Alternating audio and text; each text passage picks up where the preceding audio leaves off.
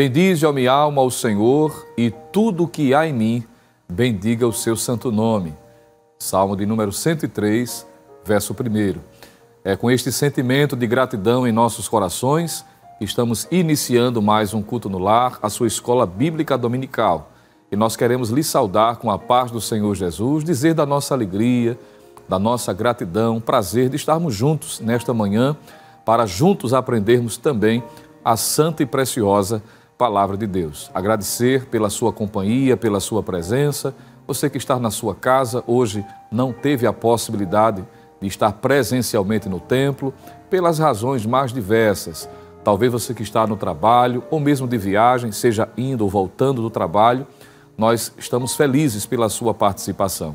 Aos nossos queridos e amados irmãos da terceira idade, que fielmente estão sempre conosco, aqueles que estão enfrentando algum tipo de dificuldade física e hoje, excepcionalmente, não estão na congregação, é bom estarmos juntos para adorarmos ao nosso Deus. Queremos louvar ao Senhor.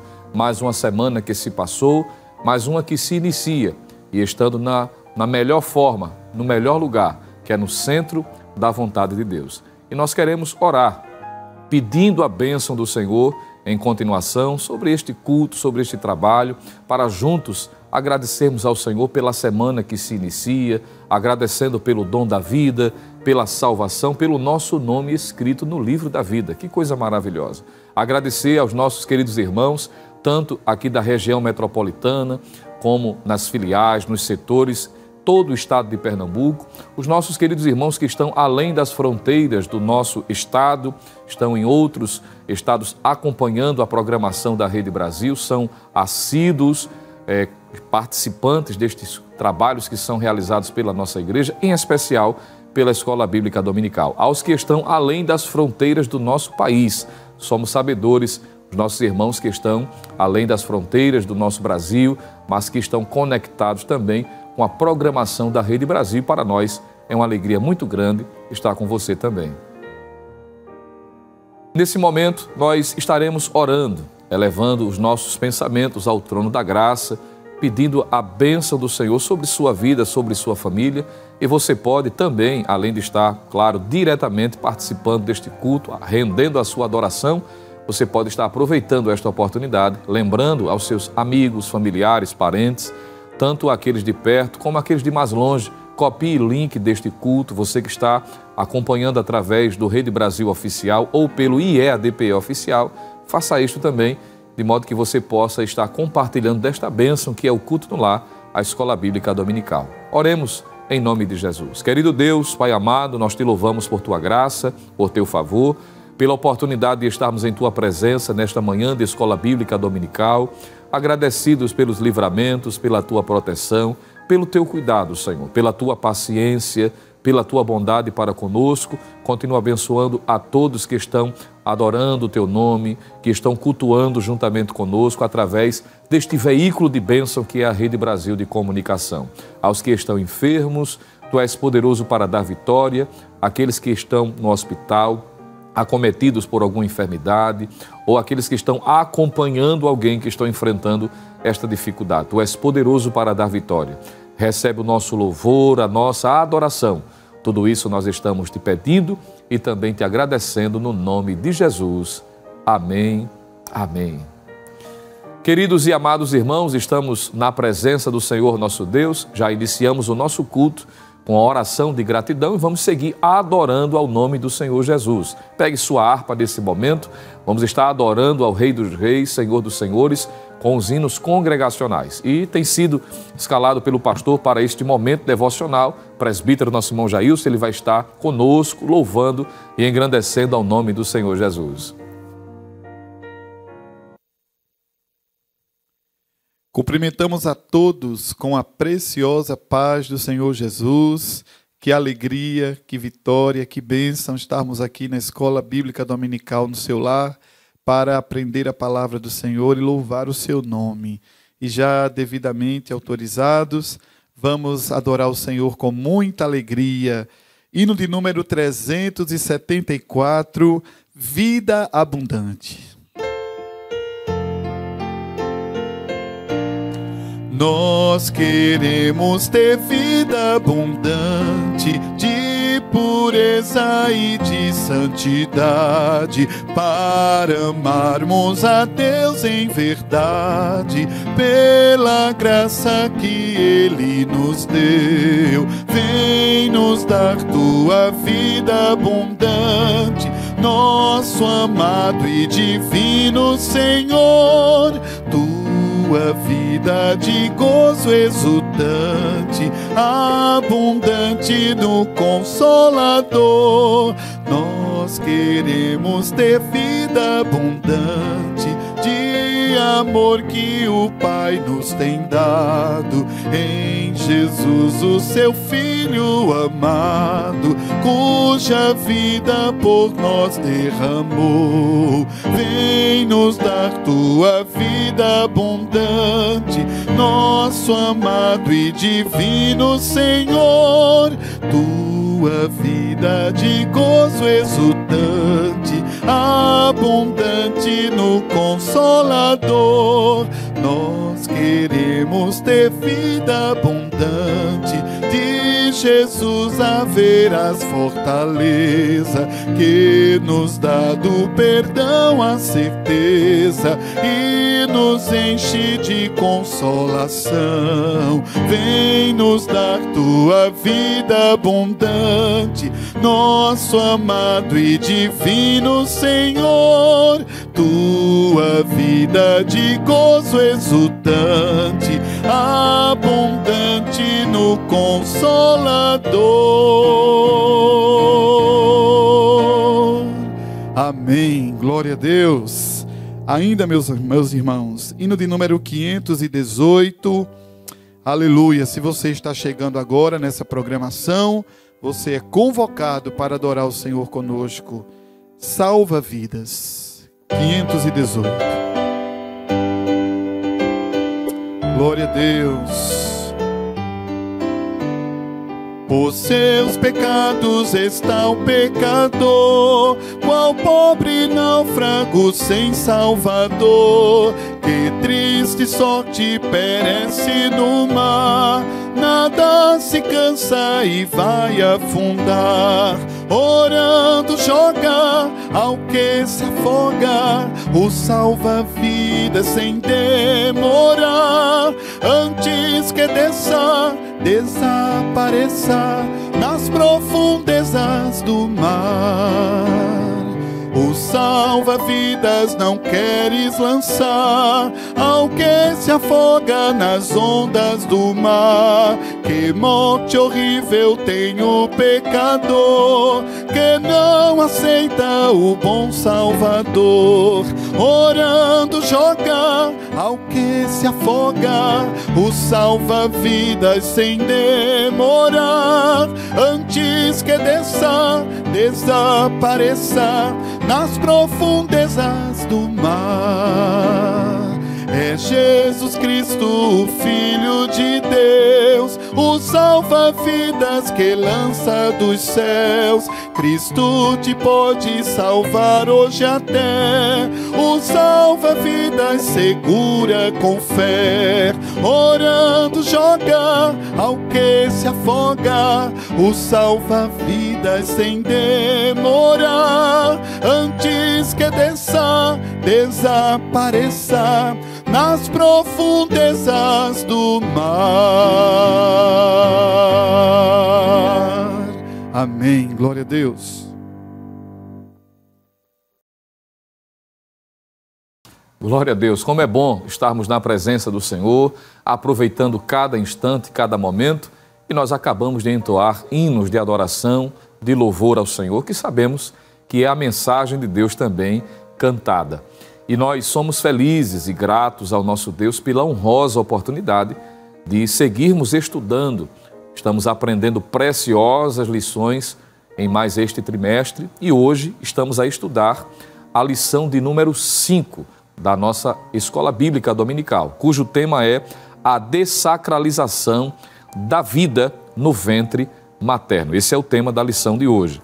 O texto áureo da lição se reporta ao texto de Lucas, capítulo 1, versículo 31, que nos diz: E eis que em teu ventre conceberás e darás à luz um filho, e por-lhe-ás o nome de Jesus. Lucas 1:31.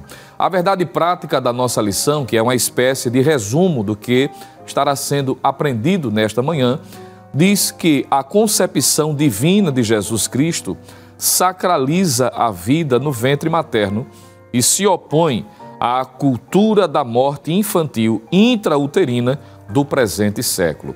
Uma lição enriquecedora que estaremos aprendendo nesta manhã. A propósito, uma lição que é dividida em 3 principais tópicos e que possui alguns objetivos. Primeiro, refletir sobre a divina concepção e nascimento de Jesus, demonstrando o milagre da vida e da capacidade de procriar. Segundo objetivo, identificar os traços da cultura de morte que é presente em nossos dias e as suas principais consequências. E o terceiro e último objetivo, que também é muito enriquecedor, é compreendermos a sacralidade da vida e a importância da Igreja de Cristo combater toda a cultura que viole os princípios da palavra de Deus. Então, por essa descrição da lição, perceberemos que é uma lição muito importante e que estaremos crescendo no conhecimento da palavra de Deus. E repito, você pode ser também um instrumento de Deus, um canal de bênção para alcançar ainda mais vidas, pessoas que eventualmente tenham dificuldades de entendimento deste assunto e que precisam também crescer a este respeito. Copie o link agora do culto, envie para o seu grupo familiar, para os seus amigos que hoje também não puderam estar na escola dominical de forma presencial, de modo que estaremos daqui a poucos instantes aprendendo um pouco mais da palavra de Deus. Se você está em casa, estamos no culto adorando ao Senhor, se você dispõe desta liberdade e deseja participar conosco de forma interativa da leitura da palavra de Deus, a leitura bíblica da lição de número 5 está fundamentado no Evangelho de Lucas, capítulo 1, versículos 26 ao 33 e também versículos de número 39 ao versículo de número 45. Se você está com a sua Bíblia em mãos ou com um exemplar da sua lição da escola dominical, você pode estar nesse momento também conosco lendo. Se eventualmente você não está nem com a Bíblia, nem com a lição, não se preocupe, vai estar aparecendo na sua tela o texto sagrado e nós estaremos lendo juntos para a glória de Deus. Você que está acompanhando, não é, através das plataformas digitais, eventualmente não está podendo nesse momento parar para ler, mas a Bíblia também diz que é bem-aventurado os que ouvem a palavra do Senhor. E se você está em casa ou em um ambiente em que é propício, em reverência às Escrituras, você ficar em pé, eu quero lhe convidar neste momento para estarmos juntos, em pé, na presença do Senhor, lendo a palavra de Deus. Leiamos o que diz a Bíblia, a palavra do Senhor, na leitura bíblica em classe desta manhã na escola dominical. Diz assim o texto, Lucas 1, 26 em diante. E no 6º mês, foi o anjo Gabriel enviado por Deus a uma cidade da Galileia chamada Nazaré, a uma virgem desposada com um varão cujo nome era José, da casa de Davi, e o nome da virgem era Maria. E entrando o anjo onde ela estava, disse: Salve, agraciada, o Senhor é contigo, bendita és tu entre as mulheres. E vendo-a ela, turbou-se muito com aquelas palavras e considerava que saudação seria esta. Disse-lhe então o anjo: Maria, não temas, porque achaste graça diante de Deus. E eis que em teu ventre conceberás, e darás à luz um filho, e por-lhe-ás o nome de Jesus. Este será grande, e será chamado Filho do Altíssimo. E o Senhor Deus lhe dará o trono de Davi, seu pai, e reinará eternamente na casa de Jacó, e o seu reino não terá fim. Versículo 39 ao 45. E naqueles dias, levantando-se Maria, foi apressada às montanhas, a uma cidade de Judá, e entrou em casa de Zacarias e saudou a Isabel.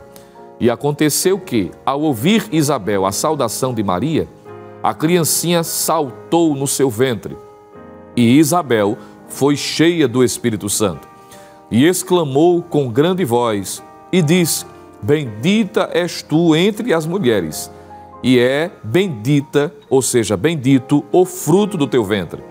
E de onde me provém isso a mim, que venha visitar-me a mãe do meu Salvador? do meu Senhor. Pois eis que ao chegar aos meus ouvidos a voz da tua saudação, a criancinha saltou de alegria no meu ventre.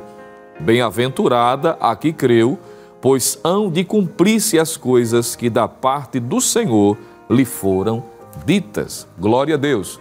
É a leitura da palavra de Deus, da lição de número 5. Vamos estar neste momento agradecendo a Deus pela leitura da sua santa palavra, aproveitando a oportunidade, vamos estar orando uns pelos outros, pedindo a bênção de Deus em continuidade sobre aqueles que estão enfermos, para que o Senhor fortaleça, para que o Senhor restaure. Eu aproveito esta oportunidade para estar pedindo oração também, e estaremos orando pelo servo do Senhor, o nosso irmão Maurício, que congrega conosco ali na congregação em Barra do Caçote, para que o Senhor continue dando vitória de saúde ao seu servo, juntamente com a sua esposa, a irmã Jaci, que carecem muito das nossas orações. E cremos que o Senhor é poderoso para dar vitória. Paulo diz em Efésios capítulo 3, versículo 20, que aquele que é poderoso para fazer tudo, muito mais abundantemente, além daquilo que pedimos ou pensamos, segundo o seu poder que em nós opera. E a este Deus nós estamos servindo e adorando nesse momento. Quero lhe convidar, você que está ainda conosco de pé e leu a palavra de Deus, ou aí onde você está nesse momento, você possa, nesse instante, conosco, estar orando, buscando também a presença do Senhor. Vamos orar em nome de Jesus.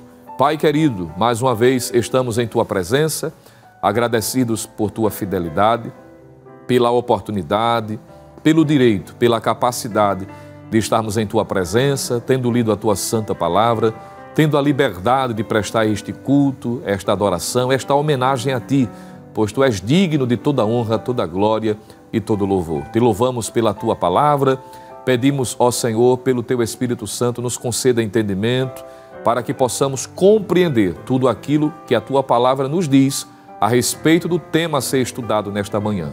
Continua abençoando ao Teu servo, que tem sido, ó Deus, escalado para nos trazer o ensinamento da Tua palavra, usa-o poderosamente, como sempre o Senhor tem feito. Te apresentamos aos que estão enfermos, continua abençoando, derramando da Tua graça toda especial, ao Teu servo irmão Maurício, sua esposa irmã Jaci, e a tantos outros que carecem de um milagre de saúde, Senhor. Continua fortalecendo.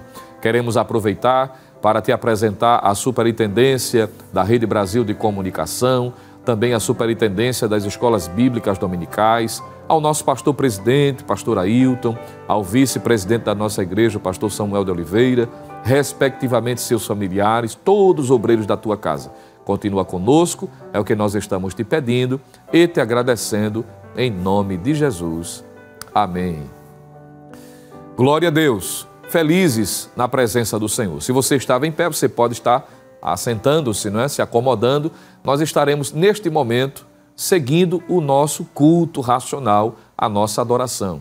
E, como sempre temos falado e aprendido à luz das Escrituras, obviamente, o nosso culto ele é composto por vários elementos. E um dos elementos tão essenciais, exatamente, nós estaremos ofertando neste instante, porque chegou o momento em estarmos contribuindo com dízimos e ofertas para a manutenção do trabalho do Senhor. Este ato voluntário, em submissão, em obediência à palavra de Deus, entendendo de que tudo de bom vem do Senhor. A Bíblia diz, e o apóstolo Tiago registrou na sua epístola, que toda boa dádiva, todo dom perfeito vem do alto, descendo do Pai das luzes, em quem não há mudança nem sombra de variação. Tudo de bom vem de Deus. O ar que respiramos, a capacidade intelectual, esta porta que o Senhor abriu, a condição física de você e eu trabalharmos, trazer o sustento para dentro da nossa casa, isso é bênção de Deus. E nós expressamos a nossa alegria, o entendimento que Ele tem providenciado o necessário, também expressamos com as nossas contribuições, o que é visto na Bíblia como serviço também de adoração. E a nossa alegria aumenta em saber que pertencemos a uma igreja séria, cujo pastor presidente também, com aqueles que lhe auxiliam, tem sido instrumentos de Deus para a administração das nossas contribuições, de modo que nós temos a informação, obviamente, que você naturalmente, por estar sempre interagindo com a Rede Brasil, sabe muito bem dos trabalhos realizados por esta igreja. Trabalhos sociais através do Projeto Samuel, trabalho missionário com famílias que estão espalhadas em vários continentes, pregando a palavra de Deus. O fato de você estar sendo hoje abençoado mais uma vez através deste veículo de evangelização que é a Rede Brasil, também isso só é possível através das nossas contribuições. De modo que você pode continuar participando de forma direta deste trabalho. E é tão bom entender de que é melhor 90% com a bênção de Deus do que 100% sem esta bênção. Então, em reconhecimento, em submissão, vamos estar contribuindo. E para facilitar, claro, ainda está à sua disposição vários mecanismos que facilitará a sua cooperação. Se você preferir, você pode estar acessando o site oficial da nossa igreja, que é o www.iadpeplay.org.br. Você vai encontrar a opção Quero Contribuir e ser reportado a uma outra tela em que você estará selecionando a natureza da sua contribuição. Escolhendo qualquer uma delas, você estará escolhendo a forma pela qual quer contribuir. Se é através do cartão de crédito, se é através do boleto bancário, utilizando tanto o PayPal como o PagSeguro, respectivamente. Se preferir, as contas bancárias e você queira fazer a sua transferência, também está à sua disposição. Você que está acompanhando através da sua televisão, do seu smartphone, tablet, você observa que na sua tela também tem a opção do QR Code em que você pode estar aproximando a câmera do seu celular e também ser reportado a um ambiente digital em que seguramente você poderá estar contribuindo. E se preferir, você pode também utilizar-se do Pix. Lembrando que a chave do Pix da nossa igreja é o próprio CNPJ dela, que é o 10 632 404 0001 51. Eu vou repetir, 10 632 404 0001 51. No aplicativo da sua agência, do seu banco, você pode estar fazendo de forma segura. Lembrando que todas essas modalidades, o beneficiário sempre será a Igreja Evangélica Assembleia de Deus em Pernambuco. Sendo assim, vamos estar nesse momento, mais uma vez, subindo ao trono da graça, orando ao Senhor. Vamos estar apresentando os que estão desempregados para que o Senhor abra portas de emprego. Os que têm nutrido no coração o desejo de cooperar, não é? Mas que infelizmente estão impossibilitados. Vamos estar orando também, meu irmão, por sua vida, pelos seus familiares, pelos que são comerciantes, autônomos, empresários, para que Deus continue dando prosperidade e abençoando também neste âmbito material, porque cremos que o Senhor é provedor de todas as coisas. Se você crer também, curve sua cabeça. Vamos estar orando, pedindo a bênção do Senhor e agradecendo por tudo quanto Ele tem feito. Pai amado, Deus de toda a glória, mais uma vez estamos em Tua presença, em oração. E é no nome de Jesus que primeiramente queremos Te agradecer pelo Teu cuidado, pela Tua providência, pela Tua provisão. Continua abençoando a Tua igreja, que com prazer e alegria, em obediência à Sua palavra, Senhor, estará contribuindo para a expansão do Teu trabalho, para a manutenção da Tua obra. Continua ajudando, fortalecendo, derramando a Tua bênção toda especial, sustentando com as Tuas mãos poderosas. Aos que estão desempregados, abre portas de emprego. Aos que são, ó Deus, comerciantes, autônomos, continua também dando prosperidade, para que o Teu nome, através da vida dos Teus servos, continue sendo glorificado. Tudo isso nós estamos Te pedindo, mas também Te agradecendo no nome de Jesus. Amém. Glória a Deus. Vamos seguir adorando e vamos entoar mais um cântico congregacional, enquanto seguiremos também cooperando com as nossas ofertas. O presbítero Jailson, mais uma vez, estará louvando ao nome do Senhor. Glória a Deus, vamos louvar ao Senhor. Hino de número 562, Autor da Vida.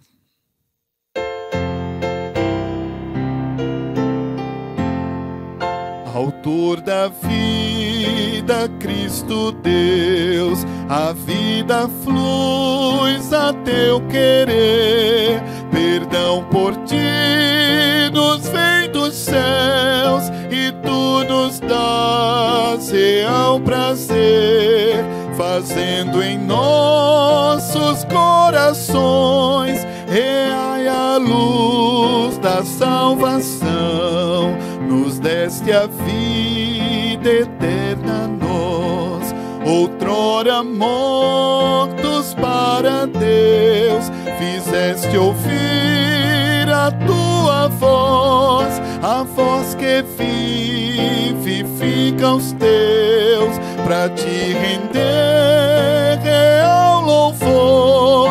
Estamos juntos, ó Senhor. Amém. Glória a Deus.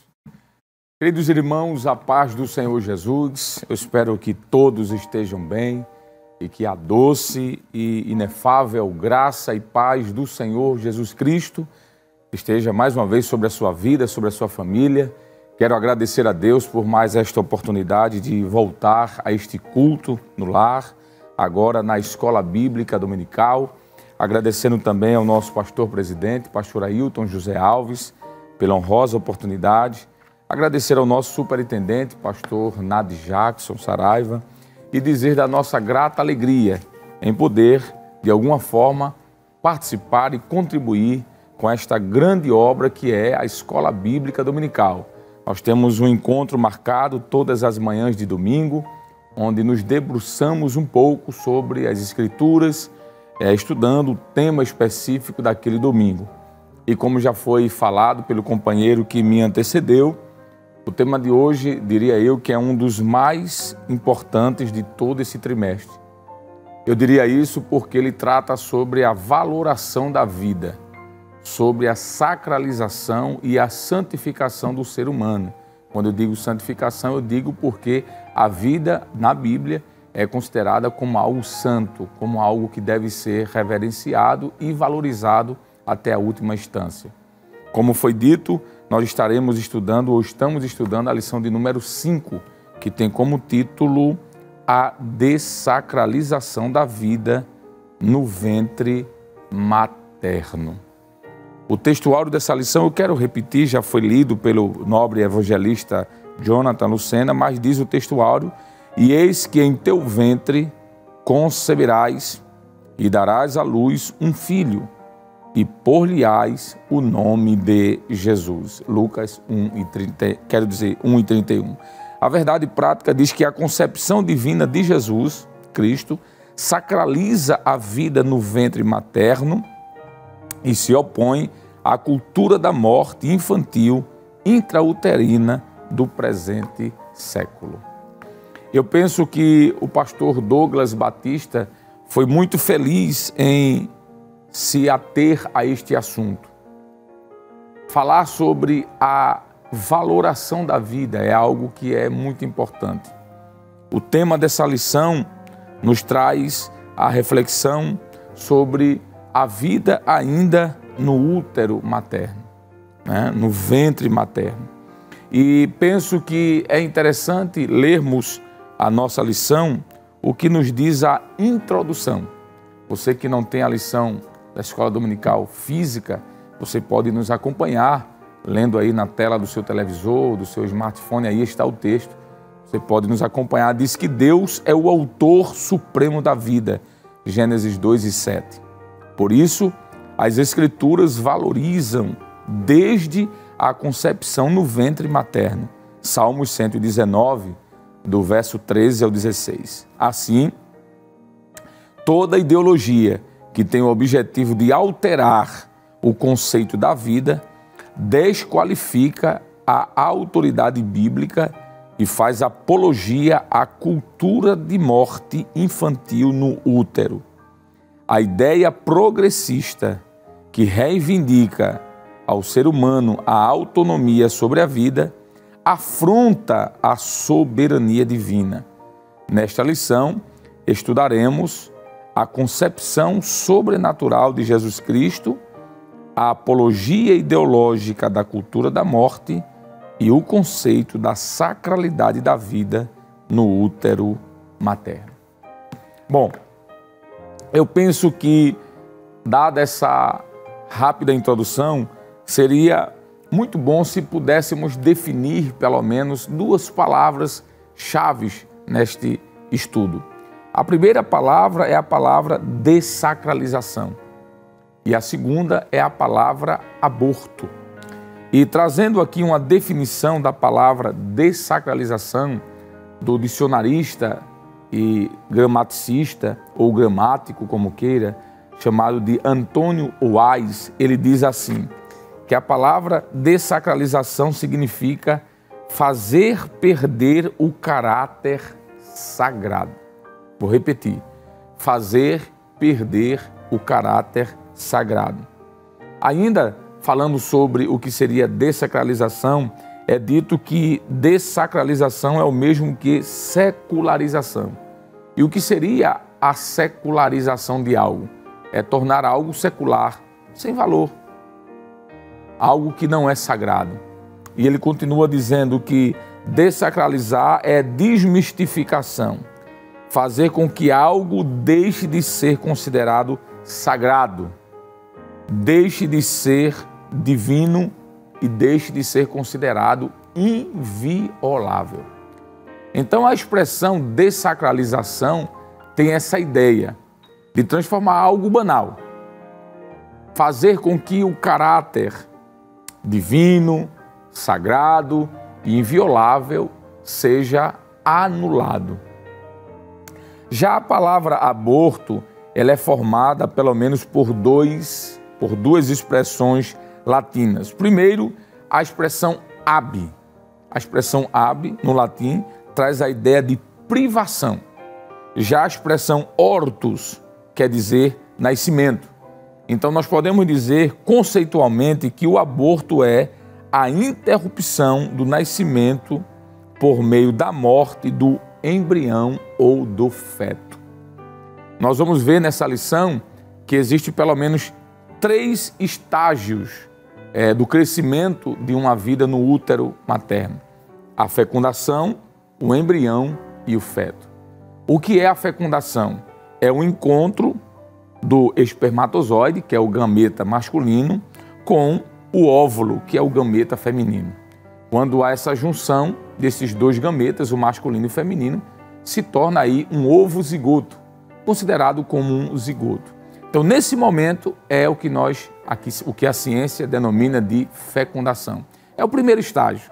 É ali onde inicia a vida. Alguns dias depois, ou semanas depois, esse ovo se torna, ou esse ovo zigoto, se torna um embrião. É algo ainda informe, ainda não tem a forma humana como nós temos hoje, completo, com olho, boca, nariz, mãos, braços, mas é um ser, mesmo que sem forma. E semanas depois, o terceiro estágio, já de forma mais madura, podemos chamar ali agora de feto, quando já tem olho, boca, ouvido, mãos, pés. Nós, quando olhamos para o processo da fecundação, nós entendemos à luz da Bíblia, em primeiro lugar, e da ciência, que o ser humano já inicia no momento da fecundação. Desses 3 estágios, o primeiro, que é o estágio da fecundação. E a partir daí nós entendemos isso à luz da sacralização da vida. Nós entendemos de que a vida é algo sagrado. A Bíblia diz que é Deus quem dá e quem tira a vida.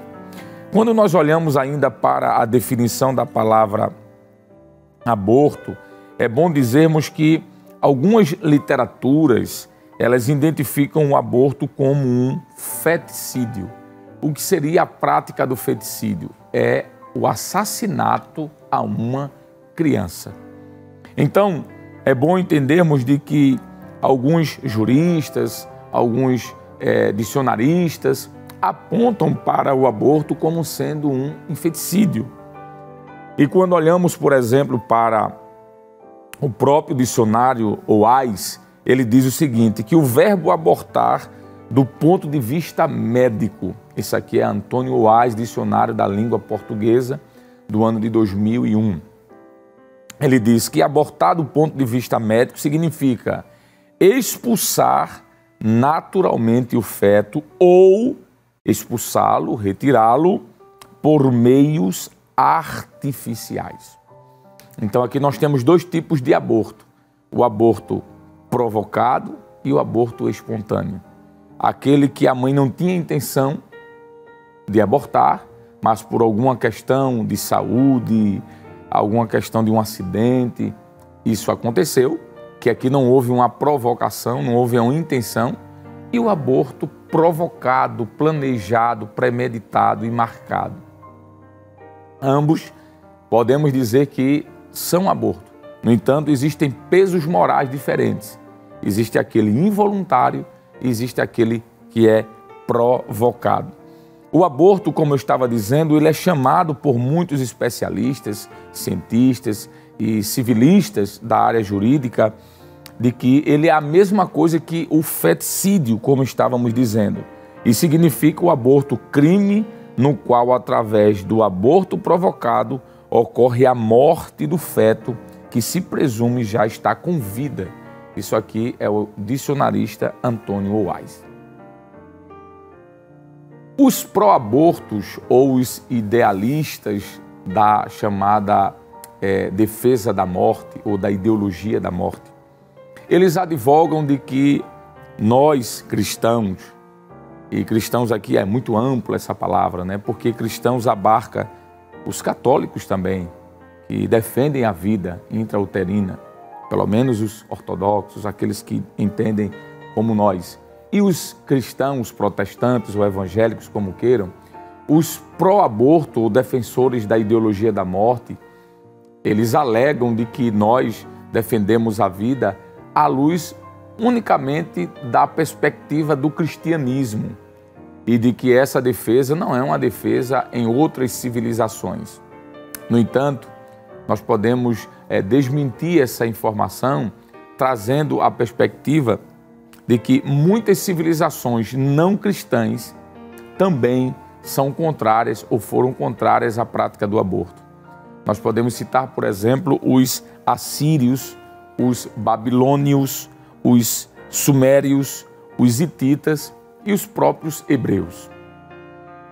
Estas civilizações e outras condenavam e condenam ainda o aborto de forma veemente, entendendo ser uma prática contra a vida. E essa condenação é uma condenação que é dentro de uma perspectiva de a cosmovisão religiosa não cristã. Então, asseverar que a ideia da defesa da vida é a perspectiva unicamente cristã não é verdadeira. Podemos falar ainda que a ideologia contrária à vida ou aqueles que defendem o chamado de pró-abortos, eles se limitam a acusar-nos de que somos influenciados única e exclusivamente pela visão cristã. Nós podemos citar aqui, como eu falei, legislações não cristãs que defendiam a vida e que eram contrárias à prática do aborto. Por exemplo, nós temos o Código do Rei Hammurabi. Hammurabi foi um rei babilônico, ou babilônio, como queira, que viveu 18 séculos antes de Cristo. Ele era um caldeu, mas a narrativa histórica nos diz de que ele era extremamente contrário à prática do aborto já em sua época. Nós estamos falando aqui de aproximadamente 1.800 anos antes de Cristo, ou seja, aproximadamente há 3.800 anos atrás, já havia um rei, digamos assim, pagão, não cristão, como Hammurabi, que defendia a vida como sendo sagrada, a inviolabilidade da vida. E Hammurabi é um termo, é um exemplo de uma civilização não cristã que era contrária ao aborto. Nós temos também outro como um rei, nós falamos um rei babilônico, mas temos um rei persa, por exemplo, chamado de Tiglat-Pileser. Ele não somente punia as mulheres que praticavam o aborto, como também aqueles que a ajudavam. E a punição era uma punição grave, sendo contrário extremamente a esta prática. É um outro exemplo. Poderíamos falar de um grande médico grego, chamado e considerado por alguns como o pai da medicina, que é Hipócrates. Este médico médico, ele não somente foi contrário à prática do aborto, mas também ele foi o idealizador do juramento, quando os acadêmicos da área de medicina se formavam, depois do tempo de curso necessário, eles precisavam fazer um juramento onde era recitado por eles de que jamais eles dariam nenhum tipo de veneno para que uma mulher abortasse uma criança. Nós poderíamos citar aqui, por exemplo, um filósofo chamado Lúcius Sêneca, que viveu 2 séculos antes de Cristo. Ele era um filósofo grego, um grande pensador da época, e ele não era cristão, até porque o cristianismo não tinha nem surgido ainda, porque o cristianismo surge a partir de Cristo, e nós estamos nos referindo aqui a 200 séculos antes de Jesus. Então, Sêneca, como um filósofo grego, ele vai elogiar a sua mãe por não ter praticado o aborto com ele, pois na sua época a história diz de que ela foi incentivada a assim fazer, e depois de adulto ele escreve vários documentos, e em um desses eles agradece a sua mãe por não ter praticado o aborto, inclusive é contra aquelas mulheres que faziam isso na sua época. Nós podemos citar o Código Criminal do Império do Brasil, código lá primário do nosso país, um código de lei antigo. Esse Código Criminal do Império Brasileiro dizia que o aborto e o infanticídio eram punidos com prisão e trabalho forçado. A pena era de 1 a 3 anos de prisão e trabalho forçado. Isso está no artigo 198 desse antigo Código Brasileiro. E também punia de 1 a 5 anos e trabalhos forçados, e também sistema prisional da época. Isso está no artigo 199. E poderíamos citar também o Código de Napoleão, que foi do século XVIII. Ele considerava o aborto como um crime hediondo. Então, dizer que o aborto é uma perspectiva unicamente cristã é não conseguir entender esses aspectos históricos. E olhe que poderíamos aqui citar outros. Nós estamos agora simplesmente limitando a pouco mais de 5, 6 exemplos, mas poderíamos dar dezenas de civilizações que eram contrárias à prática do aborto. Na nossa lição, o primeiro ponto fala sobre a concepção de Cristo, o anúncio do nascimento de Jesus. E aqui a lição diz que uma virgem comprometida em casar-se com José, chamada Maria, recebe a visita do anjo Gabriel em Nazaré. O ser angelical lhe faz uma revelação. Ele diz: em teu ventre conceberás e darás à luz um filho e por-lhe-ás o nome de Jesus. E diante do inusitado, Maria indaga: como se fará isso, visto que não conheço varão? A pergunta demonstra a perplexidade da virgem de como se daria a concepção sem a participação de um homem. No Evangelho, a menção à cidade de Nazaré ela é profética, pois Cristo seria chamado de Nazareno. Lucas ainda enfatiza a virgindade daquela donzela e a descendência de José, sendo da casa de Davi. Essas informações integram as profecias messiânicas e tornam fidedigno o relato bíblico. O ponto 2 vai falar sobre a miraculosa concepção, onde o anjo vai falar para Maria de que o ventre dela seria o receptáculo de um milagre. E qual era o milagre? A concepção divina através do Espírito Santo. Em seu ventre estaria sendo colocado ali um ser.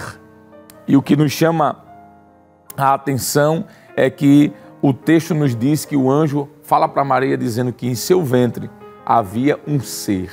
Ele diz: o santo que há em ti. Observe que ali foi justamente no momento da concepção. Aquele ser que seria gerado, ou que estava sendo gerado e que seria desenvolvido e que cresceria, ele estava de forma informe, não tinha forma. Ele era tão minúsculo, menor até do que a ponta de uma agulha. Mas o anjo já o considera como um ser pessoal. Olha que coisa linda. O anjo diz a Maria que aquilo que estava em seu ventre já era um santo. O santo que há em ti.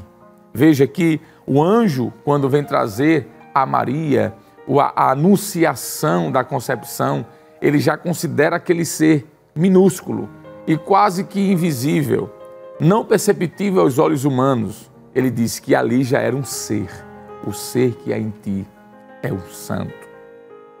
Isso faz nos entender de que na visão de Deus, na visão bíblica, no momento da concepção, já há ali um ser pleno, com todas as constituições da sacralização de uma vida. E isso faz nos perceber, é o primeiro ponto da lição, porque o segundo ponto vai falar sobre a miraculosa concepção e o ponto 3 vai falar sobre a bênção do nascimento, mostrando que o nascimento de uma criança é visto na Bíblia como um beneplácito de Deus, como uma bênção de Deus. Então nós podemos entender, à luz disso, de que a Bíblia ela trata o aborto como algo pecaminoso. A vida humana, à luz da Bíblia, ela é sagrada e trata-se de algo que deve ser respeitado. A Bíblia apresenta Deus como sendo o Criador da vida. Ana, quando estava grávida e dá à luz ao seu filho, ela faz um cântico no livro de Samuel, capítulo 2, 1 e 2, e contando a história, Ana canta um cântico e uma das partes do cântico de Ana, ela diz que o Senhor é quem dá a vida e quem tira a vida. Então, se a vida que há no útero iniciou porque houve uma ação divina. Claro, houve uma ação humana também no momento do contato do homem com a mulher, mas houve uma ação divina para que houvesse ali a concepção. No capítulo 2 do livro de Gênesis, o livro do começo, o livro diz no capítulo 2, versículo 7, de que Deus soprou o fôlego de vida em Adão. Então a vida que há no homem é uma ação do próprio Deus. No livro de Jó, no capítulo número 12 e o verso 14, Jó também faz isso. Ele deixa claro de que o homem, a existência do homem, a existência humana, é uma ação exclusiva de Deus. O princípio da sacralidade, ele assegura a dignidade da pessoa humana e também a inviolabilidade e o direito à vida. Ninguém pode tirar a vida de outrem, porque somente Deus dá e somente Ele pode tirar. Salmos de número 36, versículo 9, bem como Salmos de número 90 e o verso 12, nos traz essa ideia de Deus dando a vida, de Deus sendo concededor ou mantenedor também desse momento tão maravilhoso que é o início da existência humana. A militância ideológica pró-aborto, ela não reconhece que a sacralidade da vida está atrelada também à santidade da vida. E o que seria isso? É entender de que a vida é resultado de algo que foi proporcionado por um ser santo, que é o próprio Deus. E essa ideia falaciosa dos ideólogos da ideologia da morte, eles não conseguem fazer a distinção, por exemplo, entre um homicídio de uma criança que nasceu e um homicídio, um infanticídio de uma criança que está no ventre. Essa falaciosa distinção, ela condena, no caso os pró-abortos, né? Eles condenam a criança que nasceu, mas defendem o assassinato da criança no ventre da mãe. Deixa eu só lhe fazer uma pergunta. Seja bastante franco com essa pergunta que eu farei agora. Qual a diferença da vida de uma criança no útero, uma vida intrauterina, e de uma criança fora do útero, que seria extrauterina, uma vida extrauterina? Para Deus, nenhuma diferença. Agora, fisicamente falando, a diferença que se dá é apenas de tamanho de massa e de idade. Porque uma criança de 1 ano que está fora do útero, que já nasceu, seria uma vida extrauterina, e a criança de 1 dia, que está no útero de uma mãe, ou seja, uma vida intrauterina, para Deus, são a mesma coisa. Os ideólogos da ideologia da morte, baseados aí nessa ideia progressista, como já estudamos em uma lição passada, de forma até irônica, me desculpe dizer essa expressão, no sentido negativo, irônica no sentido negativo, eles defendem que alguém que mata, que assassina uma criança com 1 hora de vida, deve ser punido e deve ser preso. Mas estes mesmos ideólogos defendem que se uma criança 1 hora antes de nascer, ou seja, no ventre da mãe, sendo abortada, a pessoa que faz isso não deve ser punida. Será que dá para você entender que existe uma incoerência? Ora, uma criança que nasceu com 1 hora de nascido, se alguém assassinar, essa pessoa é punida.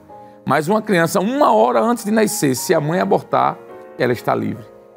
Quer dizer que a diferenciação de valoração da vida simplesmente está no útero ou fora dele?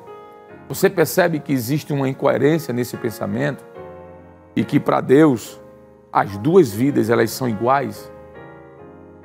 Por isso nós entendemos de que a ideologia pró-aborto, a ideologia da morte, ela é falaciosa, contrária à vontade de Deus e deve ser extremamente condenada à luz da Bíblia, à luz da boa razão e à luz da ciência e também das leis de um país.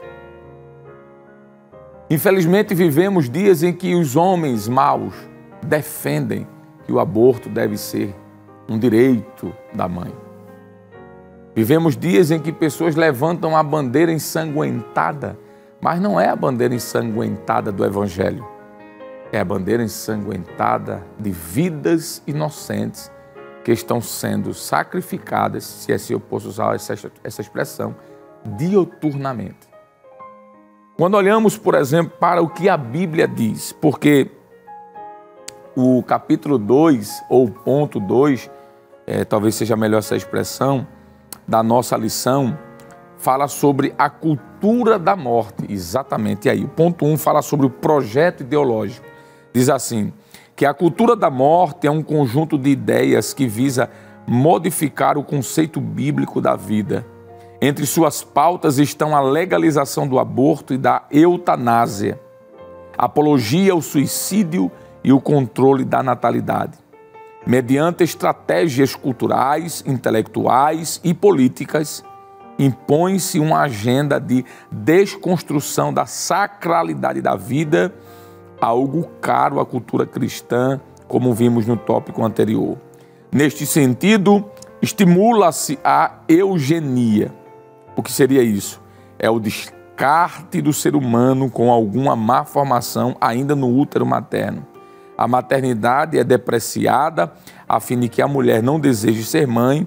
O conceito de saúde reprodutiva é modificado para justificar o aborto como medida de saúde feminina. O direito à vida no útero é substituído pelo direito incondicional da mulher sobre o seu corpo, que por meio do aborto decreta a morte do fruto de seu ventre. Faz até arrepios pensar nessas proposições que são apresentadas pelos ideólogos progressistas que são pró-aborto.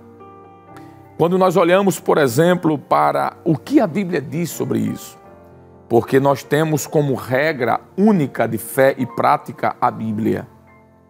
Óbvio que nos submetemos às legislações jurídicas da nossa nação, por mais que algumas não concordemos e por isso não nos submetamos. Como está escrito quando Pedro, sendo confrontado sobre obedecer ou não à lei, ele disse que importa obedecer a Deus do que aos homens.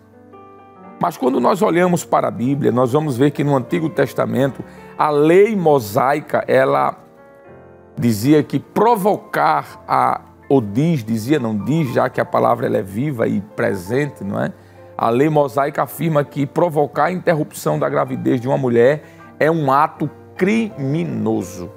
Isso está no livro de Êxodo, capítulo 21, verso 22 e 23, onde o texto diz que se dois homens estivessem se confrontando em uma disputa e por alguma coisa, a arma ou algo que eles tivessem em mão, até afetasse uma mulher que estivesse grávida próximo ali, aquela mulher perdesse aquela criança por um aborto provocado por conta daquela batalha, aquele homem deveria ser punido com morte.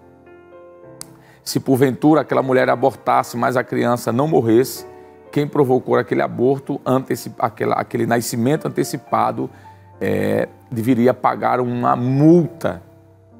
Observe que o Decálogo, escrito há 1.500 anos antes de Cristo, ou seja, 3.500 anos antes da nossa era, já defendia a sacralidade da vida, já mostrava o preço alto que é a vida.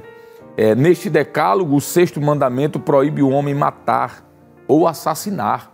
Quando nós olhamos para Êxodo capítulo 20, versículo 13, ali não matarás pode ser traduzido tranquilamente do hebraico para o português como não assassinarás. Quando nós olhamos, por exemplo, para os intérpretes do Decálogo, que é os 10 mandamentos, a grande maioria deles vão concordar que o aborto está incluso nesse mandamento. Então, quem mata um embrião ou um feto atenta contra a dignidade humana e a sacralidade da vida no ventre materno. A perspectiva bíblica é esta, que qualquer pessoa que assassina, comete um infanticídio, contra uma criança, está cometendo o que nós chamamos de assassinato, pois o feticídio é, sim, uma agressão à vida intrauterina. O aborto, ele é tratado na Bíblia como um assassinato, pois ele termina com uma vida humana que estava em um lugar sagrado, que é o ventre materno. É interessante notar que Deus trata o feto como um ser humano. O salmista, como está escrito no Salmo 139, ele disse que quando ele estava no ventre da sua mãe, ainda informe. Que expressão bonita essa do salmista. Ele disse que ele não tinha ainda forma. Ele está se referindo dos 3 estágios que foi falado, no momento da fecundação, o embrião e o feto.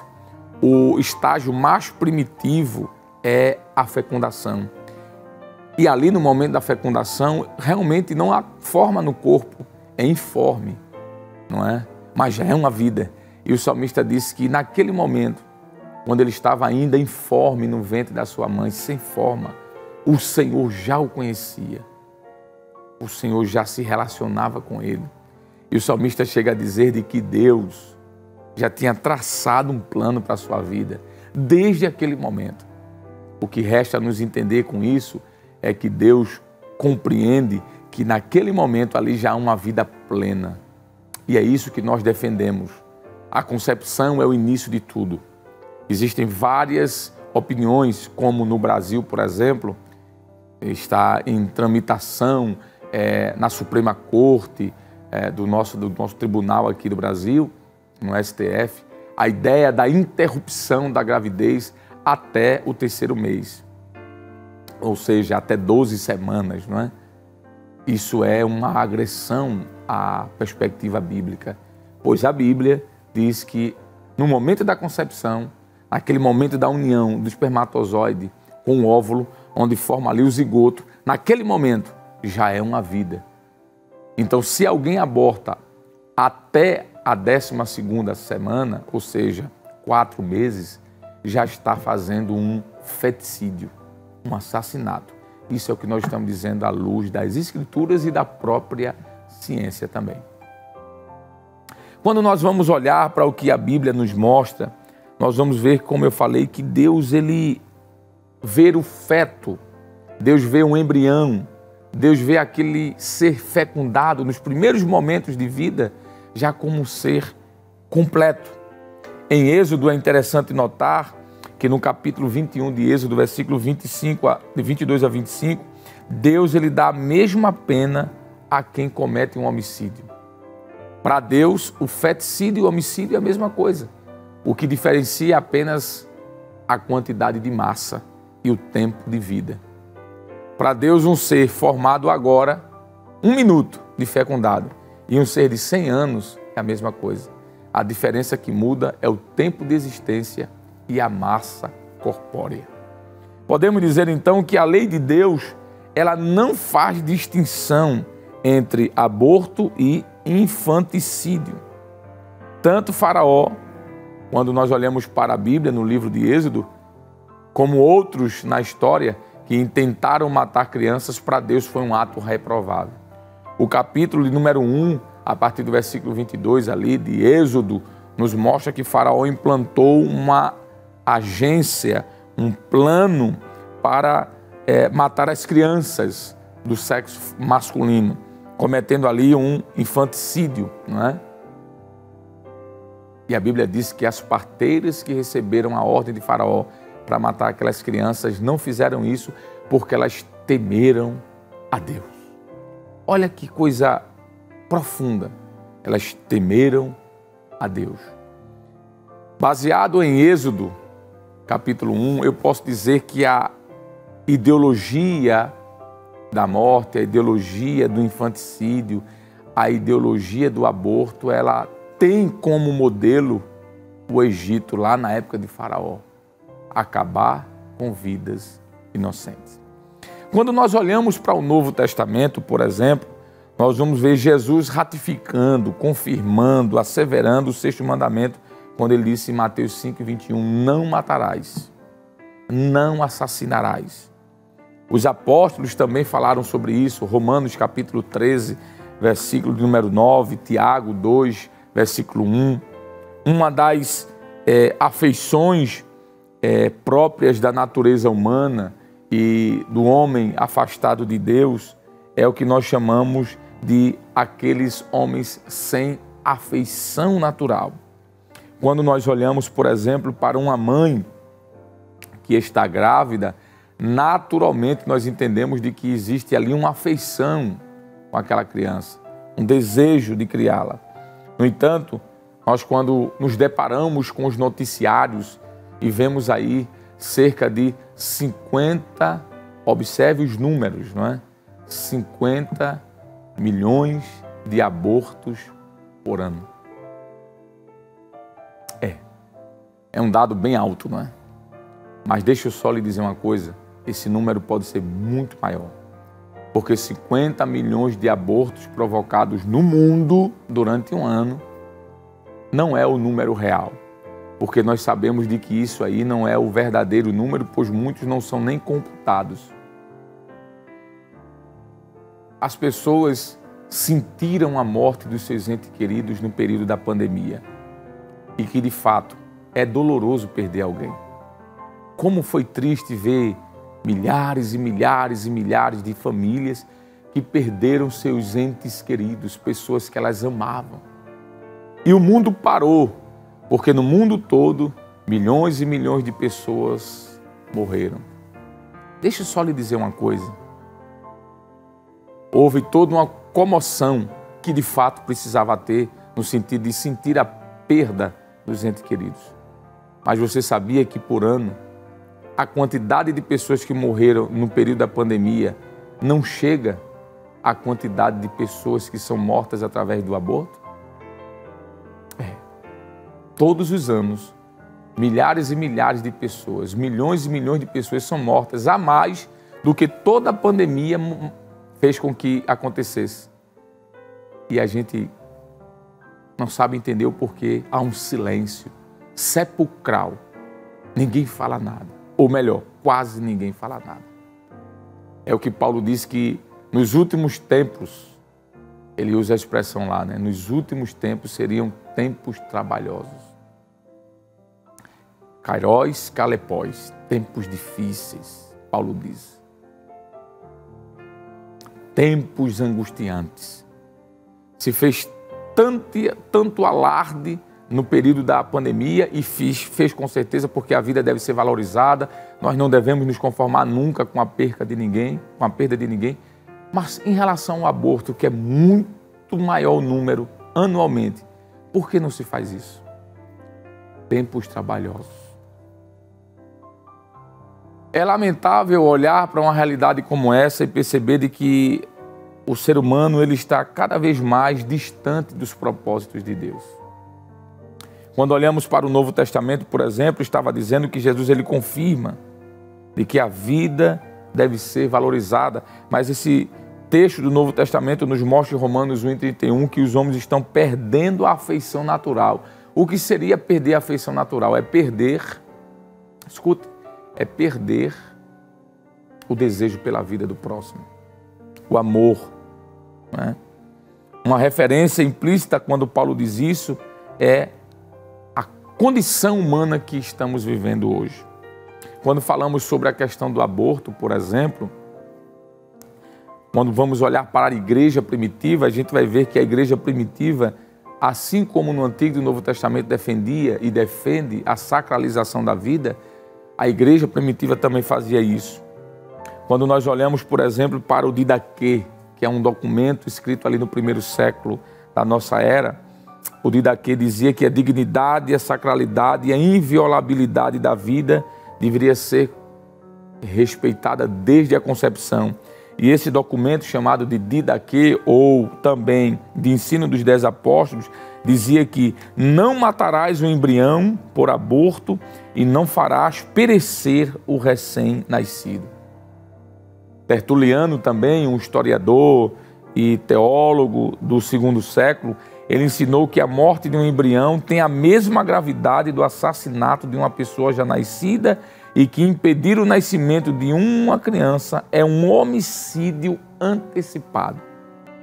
Teólogo chamado Agostinho de Hipona, da cidade de Hipona, e também teólogos como Jerônimo de Estridão e outro teólogo também chamado de Tomás de Aquino, esses três consideravam o aborto como um pecado gravíssimo, e eles diziam o seguinte, que além de ser um pecado gravíssimo, interromper a gestação era afronta a Deus, uma afronta a Deus. Jerônimo, o autor da Vulgata Latina, o que é a Vulgata Latina? É a tradução da Bíblia do hebraico e do grego para o latim. Jerônimo, que é o autor da Vulgata Latina, ele considerava a mulher que, para esconder uma infidelidade conjugal, por exemplo, ela abortava, ele considerava esse crime como tríplice. O crime de adultério, porque houve uma traição, o crime de suicídio, porque para ele será a mesma coisa que suicidasse, e o crime de assassinato.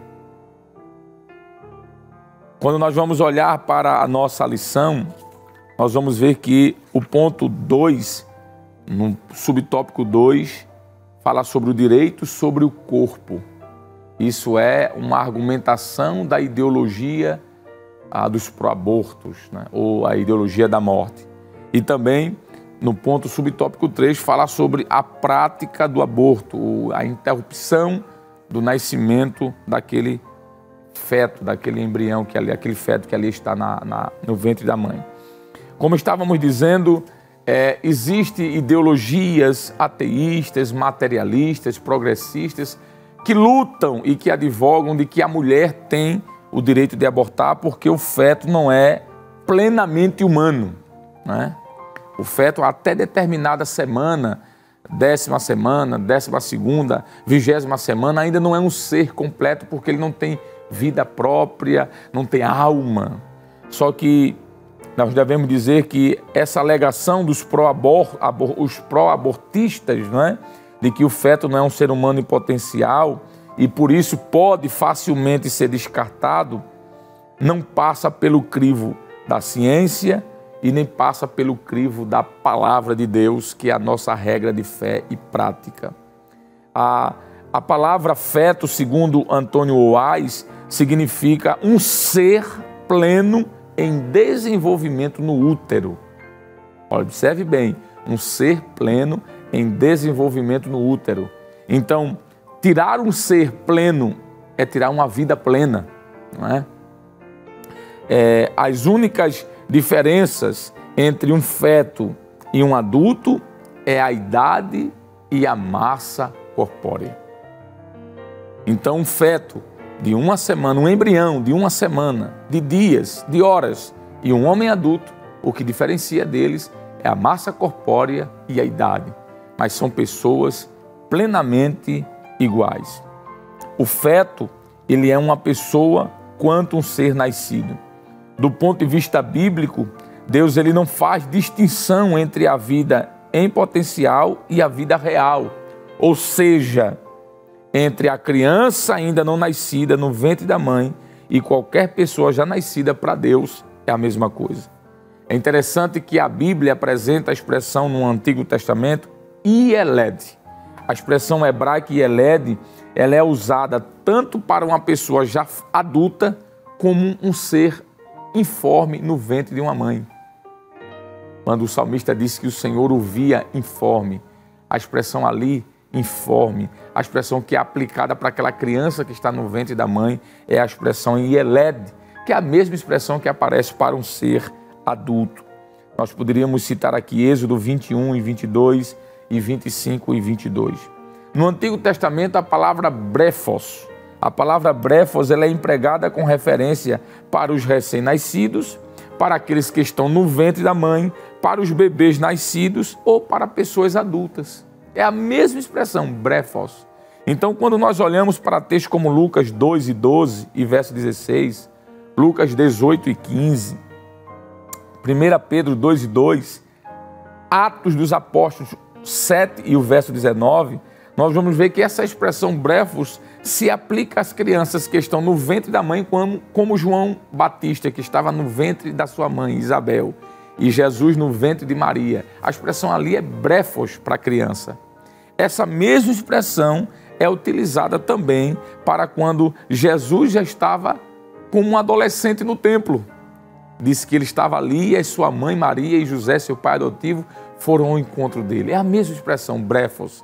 Então veja que a Bíblia apresenta as pessoas como sendo iguais no sentido de, para Deus, como ser vivo.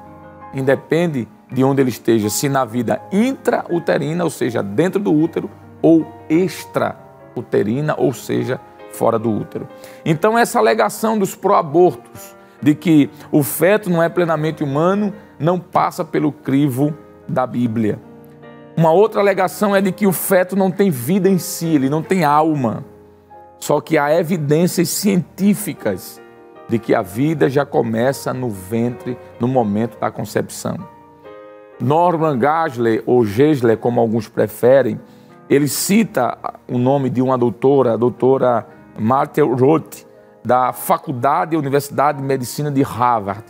E essa doutora, especialista em biologia, em embriologia, ela diz o seguinte, que na biologia e na medicina é fato aceito que a vida de qualquer organismo individual que se reproduza por forma sexuada inicia no momento da concepção ou fertilização.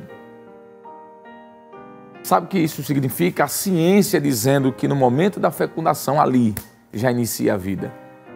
Então a ideia de que uma mulher pode abortar até a 12ª semana, até a 15ª semana, porque não é um ser vivo ainda em potencial, em plena função, não passa pelo crivo da medicina. Eu não estou aqui citando Bíblia, estou citando aqui a medicina. A medicina diz isso, que no momento da concepção ali já inicia a vida. Nós já estamos encaminhando aqui para o final, mas eu poderia dizer que ainda do ponto de vista bíblico, a origem da vida também começa na concepção. Salmos 139, versículos do 13 ao 16. Jeremias 1,5, o Senhor disse a Jeremias, Jeremias, eu te conheci no ventre da tua mãe. Antes que te formasse, a palavra formar ali, da ideia de ter braço, corpo, perna. O Senhor disse, antes que você fosse já um feto, quando você era informe, ou seja, quando você foi fecundado, eu já te conhecia. Então observe que a Bíblia trata isso, Deus trata a pessoa no útero da mãe, já como um ser pleno, Jeremias 1,5, Zacarias 12, verso 1, Lucas 1,41, foi citado aqui que um anjo chamou de ser aquele feto, aliás, antes de ser feto, aquele nem embrião era, antes de ser embrião, aquele ser fecundado. O Senhor já chama ali Jesus de ser. O pastor Renovato, ele diz que cada vez que um gameta masculino funde-se com um feminino, no casamento ou fora dele, a lei do Criador, forma-se um conjunto de espírito, alma e corpo dentro do ser humano.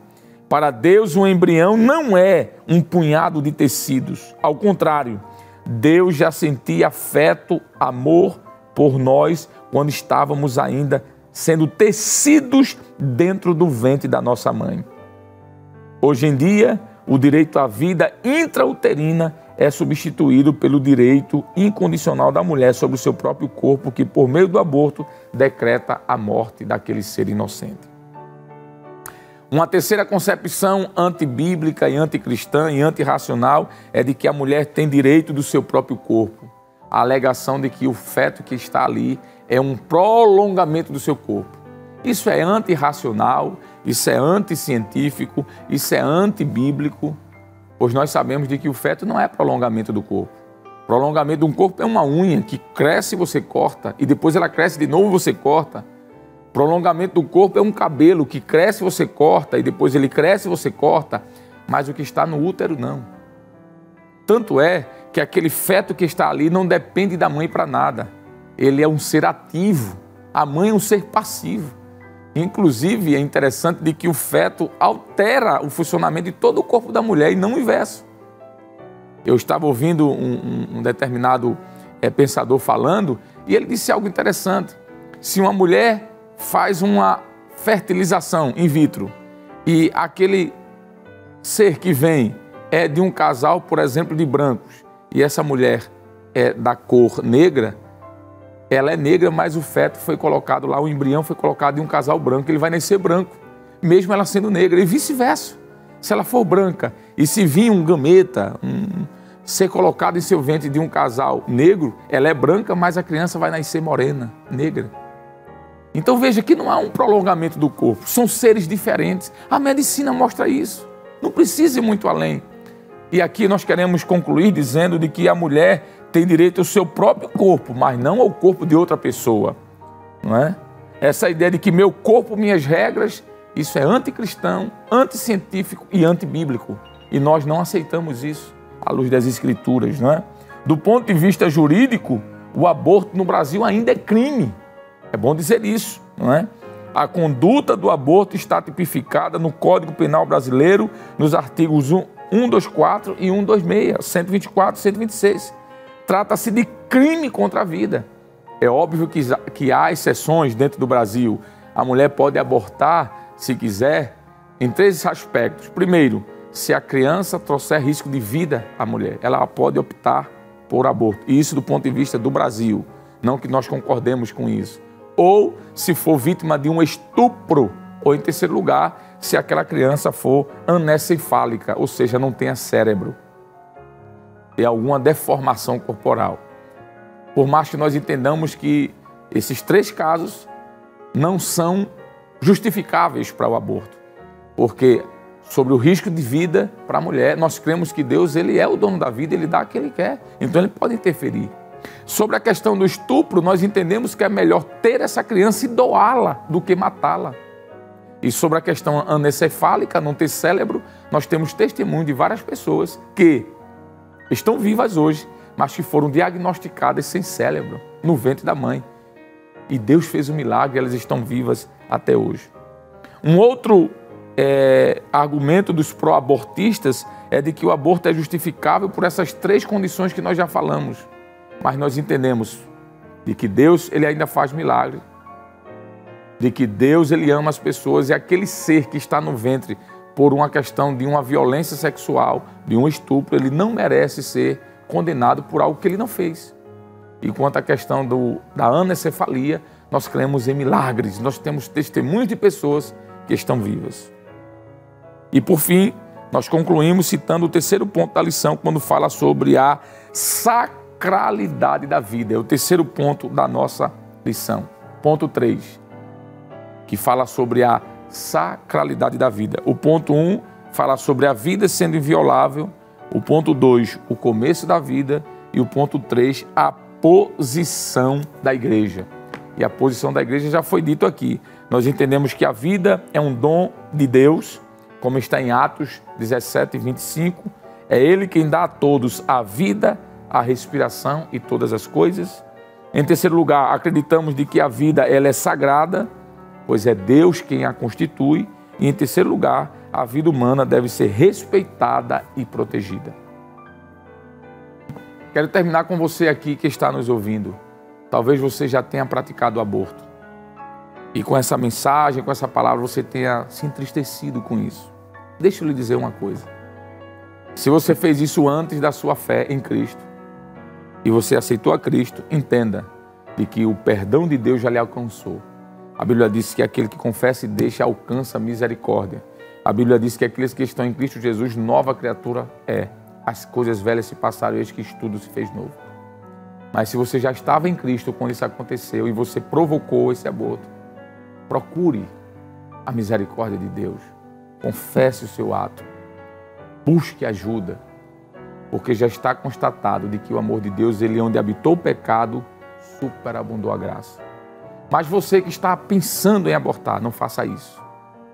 Esse ser que está aí no seu ventre não é seu. Você é apenas um invólucro. Está constatado que todas as pessoas que fazem aborto, provocado ou não, sofrem problemas psicológicos, emocionais, físicos e também, por que não dizer, problemas de ordem moral.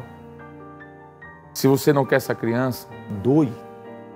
Existem mães, existem pessoas que querem ser mães e não podem. Mulheres que querem ser mães e não podem. É melhor você doar do que você matar. Mude de ideia, não faça mais isso. Receba essa palavra, pois Deus, Ele tem um projeto e um plano na vida desta criança. O que seria hoje de você se sua mãe tivesse lhe abortado? Você não estaria aqui. Homens e mulheres que fizeram história estão vivos hoje porque as mães não abortaram. O que seria da música clássica se não tivesse Beethoven? A sua mãe foi aconselhada a abortá-lo. O que seria de você que está com um smartphone na mão agora me ouvindo, se a mãe de John Jobs, que é o idealizador do iPhone do Mac, do computador, uma tecnologia tão grande, não é? A mãe dele foi orientada a abortá-lo. É isso mesmo. O que seria, por exemplo, dos amantes do futebol, se a mãe de Cristiano Ronaldo abortasse? Ele disse que a sua mãe foi aconselhada a abortar. O que seria de tantos médicos se as suas mães tivessem abortados, eles não teriam feito tantas coisas prodigiosas na medicina, na tecnologia. Não faça isso. Esse ser que está no seu ventre pode ser alguém que Deus quer usar para amanhã salvar vidas. Que Deus nos ajude, que Deus nos guarde, que essa palavra possa estar em nosso coração e que vidas sejam salvas. Vamos orar nesse momento, agradecendo a Deus por essa palavra. Pai querido, te agradecemos, te louvamos e te bendizemos e pedimos a tua graça, a tua proteção. Nos guarda, nos livra, nos protege. Veja esta mulher, Senhor, que está pensando ou estava pensando em abortar. Que teu Espírito Santo, que convence o homem da justiça, do juízo e do pecado, a convença nesse momento.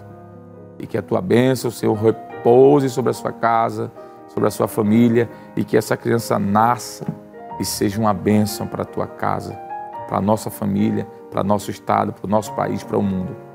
Senhor, que os pró-abortistas, que os defensores da ideologia da morte, sejam conscientizados de que a vida a ti pertence e só tu tens o direito de dar e tirar.